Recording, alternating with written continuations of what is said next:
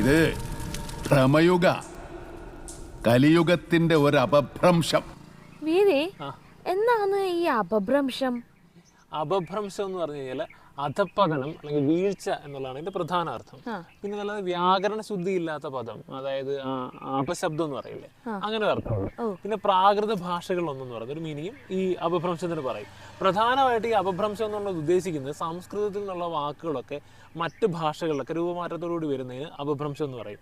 അതുപോലെ തന്നെ സംസ്കൃതത്തിലെ കാര്യങ്ങളൊക്കെ, വേദങ്ങളോ അങ്ങനെ എന്തെങ്കിലുമൊക്കെ സാധാരണക്കാർക്ക് മനസ്സിലാകുന്നവർ സാധാരണക്കാരുടെ ഭാഷകളിൽ പറയുന്നതിന്, അങ്ങനെ പറഞ്ഞു കൊടുക്കുന്നതിന് അപഭ്രംശം എന്ന് പറയും. അതായത് സംസ്കൃതത്തിലൊരു കാര്യം മറ്റൊരിതിൽ പറയുന്നത് അതിൻ്റെ ഒരു അധപ്പതനാണ്, അതിൻ്റെ ഗ്രേഡ് കുറയുന്നതായിട്ടാണല്ലോ. അപ്പം അതാണ് എനിക്കൊരു ഒരു അധപ്പതിച്ച വേർഷൻ എന്നൊക്കെയുള്ള അർത്ഥത്തിലാണ് ഈ അപഭ്രംശം എന്നുള്ളത് യൂസ് ചെയ്യുന്നത്. അപഭ്രഷ്ട എന്ന് പറഞ്ഞൊരു വാക്കുണ്ട്, അത് അപഭ്രംശിച്ച എന്നുള്ള മീനിങ് ആണ്, അല്ലെങ്കിൽ ദുഷിച്ച എന്നുള്ള അർത്ഥം. Okay, thank you.